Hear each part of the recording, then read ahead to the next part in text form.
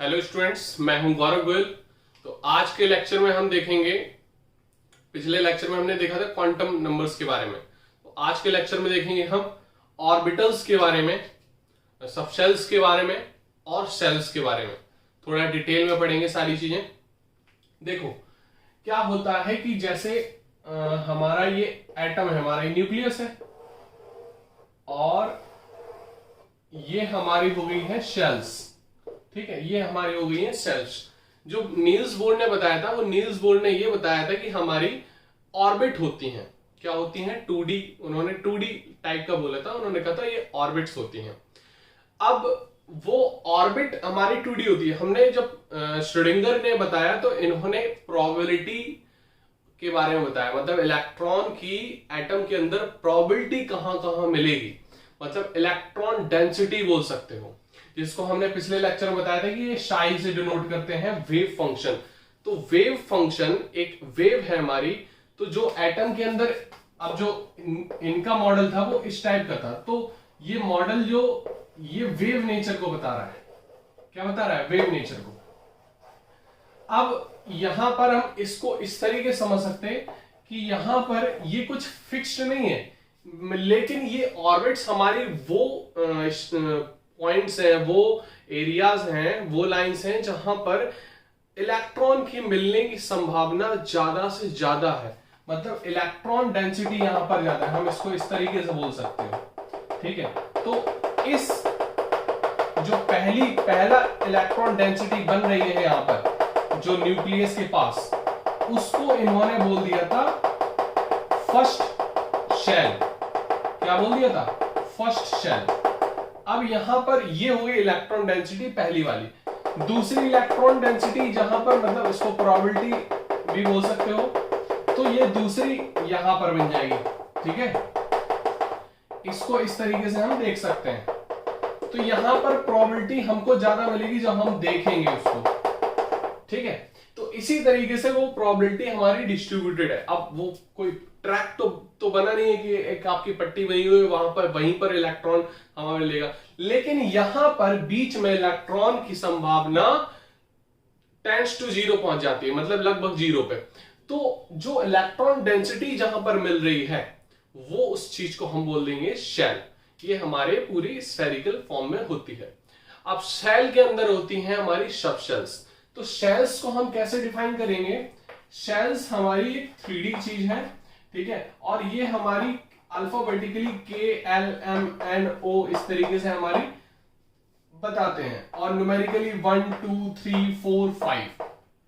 इसको जब हमने क्वांटम नंबर्स में देखा था तो शेल्स को बता रहा था हमारा प्रिंसिपल क्वांटम नंबर। क्या बता रहा था? Principal quantum number. ये हमने आपको बता दिया था।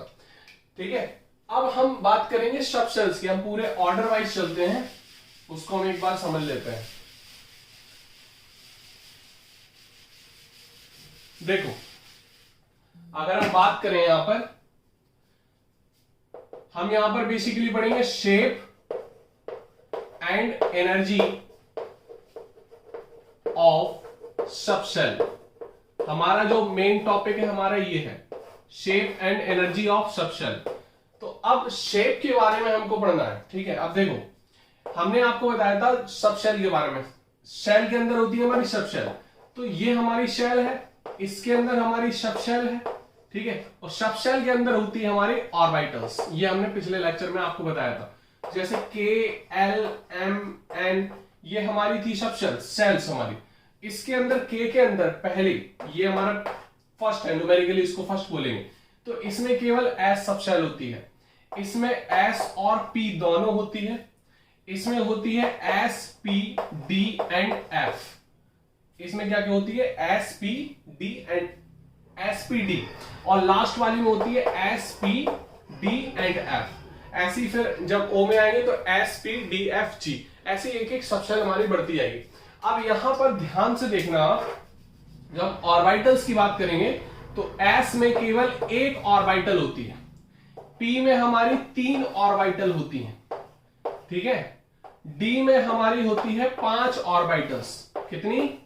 5। और F में होती है हमारी 7 ऑर्बिटल्स। क्लियर? 7 ऑर्बिटल्स, मतलब दो ऑर्बिटल्स हमारी बढ़ती आती है। अगर हम बात करें इसमें इलेक्ट्रॉन्स कितने होते हैं, तो एक, इसको ऑर्बिटल एक रूम बोल दो, तो एक रूम में हमारे 2 इलेक्ट्रॉन होते हैं, तो इसमें हमारे इस तरीके से इलेक्ट्रॉन होंगे, तभी मैक्सिमम ये S2 तक भर सकता है, S3 S4 नहीं आता, S1 या S2। अगर हम इसकी बात करें तो इसमें कितने हो जाएंगे, 6 इलेक्ट्रॉन हो जाएंगे, तभी इसमें P6 तक मैक्सिमम जाता है, P1 P2 P3 P4 P5 and P6। हम D की बात करें तो ये मैक्सिमम 10 जा पाएगा, 1 2 3 4 5 6 7 8 एंड 9 10। क्लियर हो रही बात। F में हमारा मैक्सिमम क्या जा सकता है, 14 तक, 1 2 3 4 5 6 7 8 9 10 11 12 13 14। तो इस तरीके से हमारी इसकी इलेक्ट्रॉन्स की फिलिंग होती है। तो ये हमारे थे शेल्स के अंदर सबशेल, सबशेल्स के अंदर ऑर्बिटल्स, ऑर्बिटल्स के अंदर होते हैं हमारे इलेक्ट्रॉन्स। क्लियर। अब एक चीज हमें देखनी है, जो मेन टारगेट हमारा shape and energy of subshell. तो अब हमें सबशेल के बारे में बेसिकली देखना है। शेल्स के बारे में तो सिंपल है कि वो हमारी एक मैक्सिमम रीजन हम मान लेते हैं, जहां पर प्रोबेबिलिटी ऑफ इलेक्ट्रॉन ज्यादा है, प्रोबेबिलिटी बोल सकते हो, ठीक है, इलेक्ट्रॉन डेंसिटी। अब देखो जब हम शेल्स की बात करेंगे तो एस, सब शेल्स की बात करेंगे S P D and F। तो बेसिकली इसको जो हम बोलते हैं शार्प बोलते हैं, इसको बोलते हैं प्रिंसिपल, इसको बोलते हैं डिफ्यूज एंड इसको बोलते हैं फंडामेंटल। क्लियर। ये हमारे हैं इसके नाम। अब हम बात करेंगे इसके शेप के बारे में। तो एस का जो शेप होता है वो हमारा होता है स्फेरिकल। कैसा होता है, स्फेरिकल। क्लियर। कैसा होता है, स्फेरिकल। क्लियर। तो मतलब ये हमारा कैसा हो गया, नॉन एक्सियल, क्योंकि स्फीयर का कोई एक्सिस नहीं होती, ठीक है। तो यहां पर हो गया नॉन एक्सियल, इसकी डायरेक्शन हर जगह। क्लियर। एक पर्टिकुलर जब डायरेक्शन होती है तो उसकी एक्सिस फिक्स्ड होती है। क्लियर। ये स्फेरिकल हो गया पूरा, ठीक है, मतलब इलेक्ट्रॉन ऐसे ऐसे पूरा एक स्फीयर फॉर्म में रिवॉल्व करेंगे। अगर हम बात करें पी की, तो इसको जो हम बोलते हैं डंबल बोलते हैं। क्या बोलते हैं, डंबल। डंबल फॉर्म में बनाएगा, ठीक है। तो अब डंबल फॉर्म में बनाएगा तो ये प्लस और माइनस ये इस फॉर्म में आएगी, ठीक है। तो एक्सियल हो गई, ये होती है इनकी लोब्स। क्या होती हैं, लोब्स। तो 2 लोब्स होती हैं। अगर हम डी की बात करेंगे तो ये डबल डंबल होता है। क्या होता है, डबल डंबल। डबल डंबल कैसे बनेगा, डबल डंबल को हम देखो इस यहां बना दे रहे इसका स्ट्रक्चर। डबल डंबल हमारा ऐसा बनेगा। क्लियर। तो ये प्लस, ये माइनस, ये प्लस, ये माइनस, इस फॉर्म में रहेगा। क्लियर। तो ये साथ साथ रहेंगे, अपोजिट फॉर्म में ऐसे कर लो, ठीक है। तो plus plus minus minus, plus minus और प्लस माइनस इस फॉर्म में रहेंगे। तो ये हमारा हम देखते हैं ये एक्सियल कौन सी होंगी, नॉन एक्सियल कौन सी होंगी। और ये हमारे आते हैं मल्टी डंबल, मतलब इसको कॉम्प्लिकेटेड भी बोल देते हैं, मल्टी डंबल भी बोल दो, ठीक है। मल्टी डंबल, कई डंबल होते हैं, मतलब इलेक्ट्रॉन ऐसे ऐसे कई फॉर्म में रहते हैं, मतलब इसकी कई लोब्स होंगी इसमें एफ में। क्लियर। समझ में आ रही बात कि नहीं। 6 भी हो सकती है, 8 भी हो सकती है, देखेंगे आगे। हमें केवल अभी डी तक इसके शेप देखने हैं। इसमें हम फंडामेंटल या एफ में हम बोल देते हैं इसके मल्टी डंबल्स होते हैं, या कॉम्प्लिकेटेड बोल देते हैं 12th लेवल तक। क्लियर। क्लियर। अब ये सारी चीजें नोट कर लो। अब हम देखेंगे इसकी एनर्जीज के बारे में, ठीक है। एनर्जी किसकी ज्यादा होती है,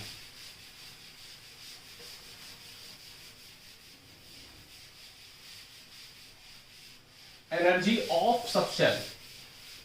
energy of subshell,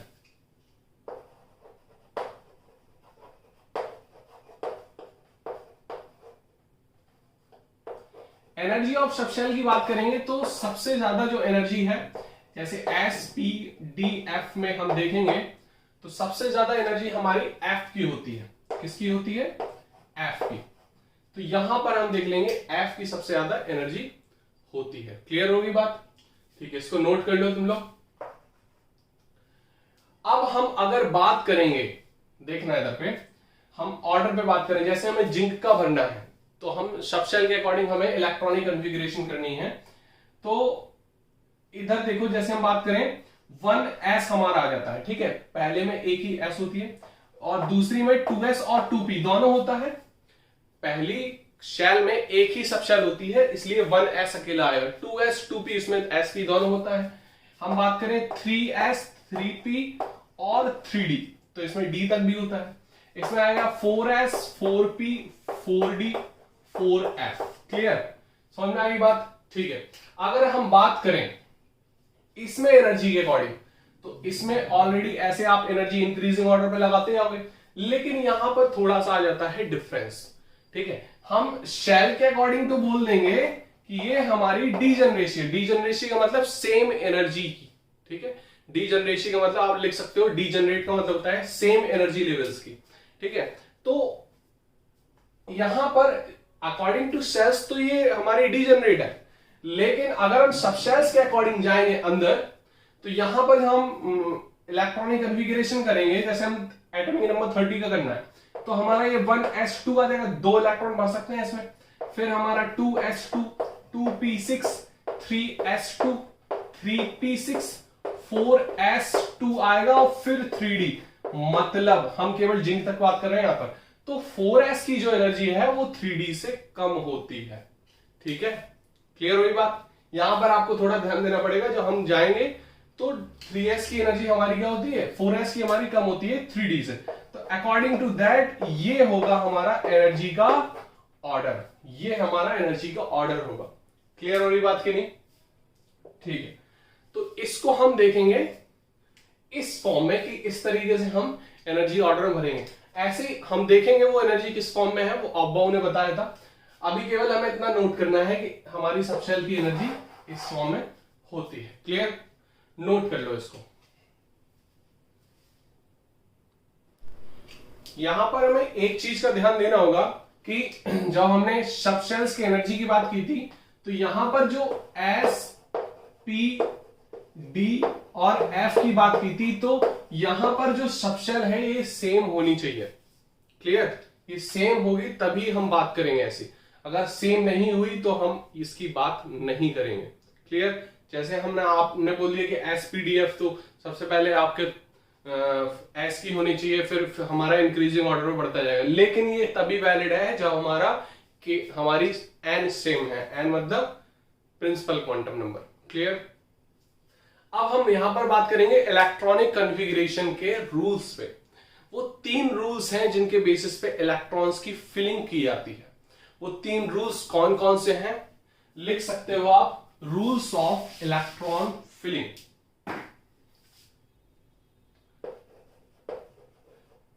rules of filling of electron, filling of an electron. Clear, अब देखो हम बात करेंगे तो यहां पर 3 रूल हैं, वो कौन कौन से हैं जिसको हमें पढ़ना है। पहला हमारा रूल होता है ऑफ बाउ प्रिंसिपल। ऑफ बाउ, ये किसी का नाम नहीं है, ये एक जर्मन वर्ड है जिसका मतलब होता है इंक्रीजिंग ऑर्डर पे बढ़ना। ऑफ बाउ प्रिंसिपल। दूसरा हम देखेंगे हुंड्स रूल, हुंड्स रूल। तीसरा Pauli exclusion principle, Pauli exclusion principle. Clear, तो ये आप हम डिटेल में पढ़ेंगे, इसको नोट कर लो। तो यहां पर अब हम देखेंगे पहला प्रिंसिपल है ऑफबाउ प्रिंसिपल। ऑफबाउ प्रिंसिपल बेसिकली बोलता क्या है, ऑफबाउ जो है एक जर्मन वर्ड है, ठीक है, which means to build up. Build up मतलब इंक्रीजिंग ऑर्डर में बढ़ना। ठीक है, अब किस तरीके से क्या चीज इंक्रीजिंग ऑर्डर में बढ़ना, ये चीज इन्होंने की थी इलेक्ट्रॉन्स फिलिंग के लिए। ठीक है, तो इसका स्टेटमेंट है, it state that electrons are filling from its lower energy level to higher energy level. मतलब लोअर एनर्जी से हायर एनर्जी लेवल पे इलेक्ट्रॉन्स की फिलिंग होगी। अब देखो वो सिस्टम क्या है, किस तरीके से भरेगा। हम पहले बात करते हैं 1s की। तो ये 1s में गया, ठीक है, इस तरीके से आप बना सकते हो। तो 1s, फिर 2s, 1s2, 2s2, 2p6, 2p आया, फिर 3s2, फिर अंदर से निकालना है इसको और फिर बाहर से निकालना है, ठीक है। इसको पहले लाइन खींच देना और अंदर से आप निकालते जाना, ठीक है। तो 1s2, 2s2, 2p6 इधर से आ रही है चीजें, ठीक है, यहां से आ रही है, तो यहां से ध्यान देना। 1s2, 2s2, 2p6, 3s2, फिर 3p6, 4s2, 3d10, 4p6, 5s2, फिर यहां से आ रहा है तो 4d10, ठीक है, 5p6, 6s2, फिर यहां से आ रहा है 4f14 होते हैं, 5d10, 6p6, 7s2, फिर इसके बाद 5f14 और 6d10, 7p6। यहां तक पूरे अपने इलेक्ट्रॉन्स जो एटम के इलेक्ट्रॉनिक कॉन्फ़िगरेशन है ये हो जाएंगे, ठीक है। तो ये पूरा सिस्टम आप बना सकते हो, लेकिन आपको 36-40 तक तो अप्रोक्सीमेटली याद ही होने चाहिए, ठीक है। तो ये याद कर लेना कि 40 एटम के नंबर तक आपको इलेक्ट्रॉनिक कॉन्फ़िगरेशन अच्छे से आता हो। तो ये चीज है केवल इसका ऑब्बो का कि इंक्रीजिंग ऑर्डर में एनर्जी का इलेक्ट्रॉन्स का भरना, इंक्रीजिंग ऑर्डर ऑफ एनर्जी, ठीक है। तो ये हमारा एनर्जी का पूरा ऑर्डर बना हुआ है। ऑब्बो ने ये एनर्जी का ऑर्डर बनाया अकॉर्डिंग टू सब शेल, क्योंकि शेल के अकॉर्डिंग तो आप पहले से भर रहे थे, ठीक है। 9-10 में आपने शेल्स के अकॉर्डिंग भरा था, हम सब शेल्स के अकॉर्डिंग जाएंगे तो यहां पर इस तरीके से फिलिंग होगी। क्लियर होगी बात। अब हम फिर दूसरा रूल्स पढ़ते हैं, हुंड्स रूल। क्लियर। देखो यहां पर बात करेंगे हुंड्स रूल पे। तो हुंड्स रूल बेसिकली बताता है हम मैक्सिमम मल्टीप्लिसिटी, ठीक है। अब मैक्सिमम मल्टीप्लिसिटी का मतलब यहां पर क्या है, देखो एक चीज है, यहां पर इन्होंने जो स्टेटमेंट में बोला है वो आपको पहले समझा देते हैं। जैसे हमने बात की पी ऑर्बिटल में, तो पी में हमारे 6 इलेक्ट्रॉन भरने हैं, तो इनका स्टेटमेंट ये है, सबसे पहले आप एक एक इलेक्ट्रॉन भरोगे, सिंगली इलेक्ट्रॉन। पहले आप पूरी ऑर्बिटल्स जो होंगी डीजनरेट हमारी सेम एनर्जी ऑर्बिटल्स होंगी, जैसे D5 है, P3 है, क्योंकि S तो एक ही ऑर्बिटल है, उसमें एक भरोगे उसके बाद दूसरी भरोगे। लेकिन बात आती है ऑर्बिटल्स बहुत सारी आ जाती हैं, ठीक है, सब शेल्स में ऑर्बिटल्स बहुत ज्यादा आ जाती हैं। जैसे हम D5 की बात करें, ठीक है, तो यहां पर जब हम D7 इलेक्ट्रॉन भर रहे हैं तो पहले एक एक भर दो, ये नहीं आप इस तरीके से पहले भर रहे हो, ठीक है। देखो इसके दो पैटर्न है, D7 भरना है तो आप ऐसे भी भर सकते हो D7 और ऐसे भी भर सकते हो, लेकिन आपका ये रूल सही है अकॉर्डिंग टू मैक्सिमम मल्टीप्लिसिटी और ये सही नहीं है। क्यों? मैक्सिमम मल्टीप्लिसिटी का मतलब क्या है, यहाँ पे स्पिनिंग देखोगे आप हाफ हाफ आएगी, सबकी पॉजिटिव आएगी। स्पिन क्वांटम नंबर निकाला था ना, तो सबकी हाफ हाफ आई, सबको जोड़ दो, कितना हो जाएगा इसमें 5/2। अब यहां पर बात करेंगे तो इसकी स्पिन कैंसिल होगी, +1/2 -1/2 कैंसिल होगी, इसकी जो टोटल आएगी वो आएगी 1 की वजह से हाफ। तो अब हाफ ज्यादा है, 1/2 बड़ा है कि 5/2? 5/2 बड़ा है, तो इसकी जो मल्टीप्लिसिटी है वो मैक्सिमम आनी चाहिए। हुंड्स रूल ये बोलता है मैक्सिमम मल्टीप्लिसिटी हो, उसके अकॉर्डिंग आपको इलेक्ट्रॉन्स भरने हैं orbitals of a subshell. Clear? तो देखो यहां पर अगर हम P6 भरना है तो पहले सिंगल सिंगल फिर ये डबल। अगर हमने P5 भी भरना है, P5 भरना है तो आप इस तरीके से नहीं भरोगे, ये, ठीक है। आप कैसे भरोगे, पहले आप सिंगली ऐसे भर दोगे। हम P2 भरना है, P2 की बात करें तो P2 में आप ऐसे नहीं कर दोगे, आप कैसे करोगे, अलग अलग भरोगे, ऐसे ऐसे सिंगल सिंगल पहले, फिर आप जब आओगे डबल पे आओगे। अब इसमें तो देखो मैक्सिमम मल्टीप्लिसिटी 0 हो गई, इसमें आ जाएगी क्या 1, हाफ प्लस हाफ 1 हो जाएगी। तो इस तरीके से आपको देखनी है चीजें। अब देखो इसका स्टेटमेंट देख लेते हैं। It state that when electrons are filled complete हो in degenerate orbitals of a subshell, ठीक है, जब इलेक्ट्रॉन्स हमारे फिल्ड हो चुके, the pairing of electron start. पहले हमने एक एक इलेक्ट्रॉन्स भर दिए, फिर उसके बाद हम पेयरिंग करेंगे ऑफ डीजनरेट ऑर्बिटल्स ऑक्यूपाइज। पहले 1 इलेक्ट्रॉन बनना है विद सेम स्पिन, एक ही स्पिन में प्लस प्लस प्लस प्लस, यानी पहले प्लस और माइनस दोनों एक साथ भर दिए, ऐसे नहीं करना है। क्लियर? ये ध्यान देना आपको, ऐसे भी नहीं करना है पहले ये कर दिया और फिर उल्टा कर दिया इसका, ऐसे भी नहीं करना है। सबको एक स्पिन में सिंगली भरना है पहले, फिर उसके बाद आपको उसकी पेयरिंग स्टार्ट करनी है। यही बताता है हुंड्स रूल। इससे आ जाती है हमारी मैक्सिमम मल्टीप्लिसिटी। क्लियर? समझ में आ गई होगी बात? तो आप नोट कर सकते हो इसका स्टेटमेंट, और ये सिस्टम भी लिख सकते हो, ये वाला लिख सकते हो एग्जांपल D7 वाला, ठीक है, और ये P2 वाला भी लिख लो, ठीक है। तो ये दो एग्जांपल आप लिख सकते हो। क्लियर? देखो तीसरा हमें देखना है पाउली एक्सक्लूजन प्रिंसिपल। देखो इसमें बेसिकली क्या है, इसका ये कहना है कि आपके जैसे ये हमारे P2 है, ठीक है, हमें इसमें इलेक्ट्रॉन भरना है P2, तो आपको एक ही स्पिन के इलेक्ट्रॉन्स नहीं भरने हैं। अगर आपको हमने पिछले लेक्चर में बताया था कि दो इलेक्ट्रॉन्स जो एक ही एटम के हैं उनके चारों के चारों क्वांटम नंबर सेम नहीं हो सकते, वो स्टेटमेंट पॉली ने दिया था। कैसे? इन्होंने बोला it state that no two electrons in an atom have same electron spin. एक एटम के अंदर दो इलेक्ट्रॉन की स्पिन सेम नहीं हो सकती। It means that it says that all four quantum numbers are not same for two electrons of an atom. मतलब एक एटम में दो इलेक्ट्रॉन्स के क्वांटम नंबर सेम नहीं हो सकते। अगर आपने दोनों स्पिन कर दी सेम तो वो तो क्वांटम नंबर भी सेम हो जाएंगे ना, फिर चारों ही चारों, और वो चीज पॉसिबल नहीं है। यहां पर रिपल्शन क्रिएट हो जाएगा। अगर दोनों एक ही स्पिन करेंगे तो यहां पर रिपल्शन क्रिएट हो जाएगा, एनर्जी हो जाएगी लो, ठीक है, एनर्जी हो जाएगी बहुत हाई।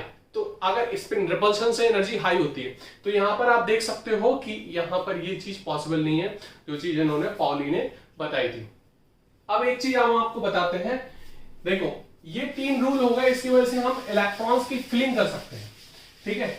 अब हम आपको दो चीज और बताते हैं जो एक्स्ट्रा चीज है, जिससे आप चीज का अनुमान लगा सकते हो कि किस तरीके से हम इलेक्ट्रॉन्स की फिलिंग कैसे करें और ज्यादा और अच्छी क्लियरिटी के साथ। हम दूसरा देखते हैं N+L rule.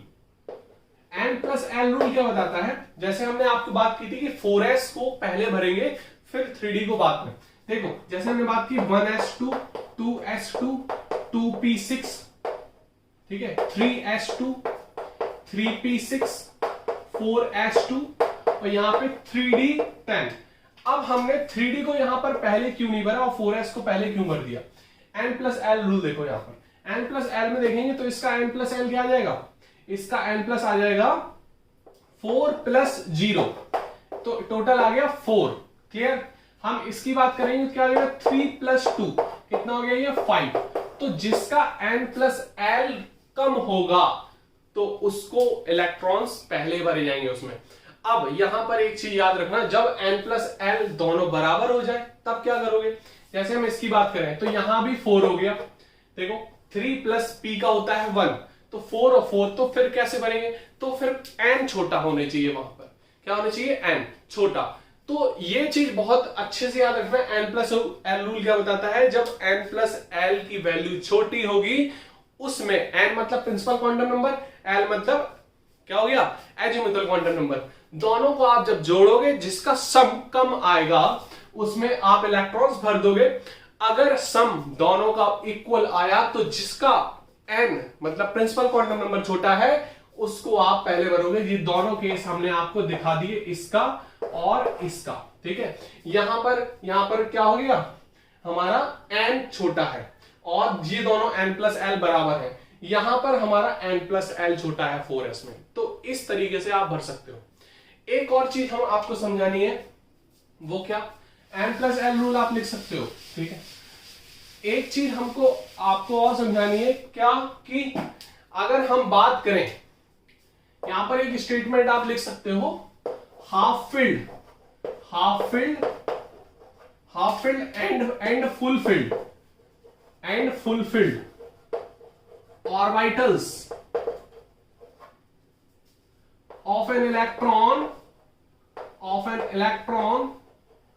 filled are more stable, मतलब आधी भरी हुई इलेक्ट्रॉन्स की ऑर्बिटल और पूरी भरी हुई ज्यादा स्टेबल होगी।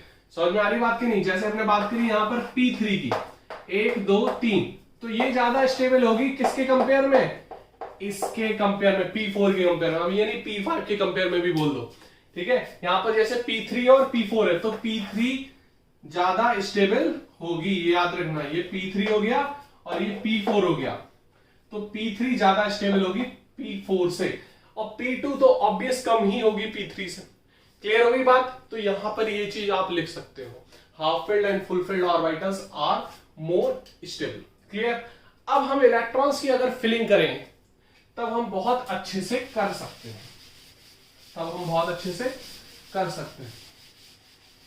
अब हमें सारी चीजें पता है, अब हम आसानी से कर सकते हैं। देखो 1 जैसे हमें जिंक का करना है, जिंक के बाद क्या आता है गैलियम का करना है, ठीक है। तो 1s2 2s2, हमें पता है इंक्रीजिंग ऑर्डर में जाना है तो ये ऑब्बो लगाना है, तो 1s2 2s2 2p6, फिर 3s2, फिर 3p6, फिर 4s2 और 3d10। ये हो गई हमारी कंप्लीट। अब 3d के बाद क्या आएगा तो वो हम ऑब्बो से देख लेंगे, ठीक है। तो 3d के बाद आ रहा है 4p, ठीक है, क्योंकि ये 3d तो कंप्लीट होगी, तीसरी की d हमारी कंप्लीट हो गया, 4s के बाद आता है 4p। तो आप जब 4p यहां करोगे तो n प्लस l के हिसाब से आप देख लोगे 5 आ रहा, इसका क्या है 5 है। तो दोनों में किसकी एनर्जी कम होगी, जिसका प्रिंसिपल क्वांटम नंबर सेम है, क्योंकि दोनों में 5 आ रहा है n प्लस l के हिसाब से, ठीक है। तो जिसका n छोटा है उसको पहले रख देंगे। तो अब गैलियम में 31 होता है, इसका एटॉमिक नंबर कितना होता है 1, तो यहां पर क्या कर दोगे आप 1।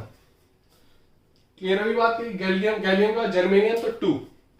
इस तरीके से इलेक्ट्रॉन्स की आप फिलिंग करते जाओगे। क्लियर हो रही बात कि नहीं, तो आप नोट कर सकते हो।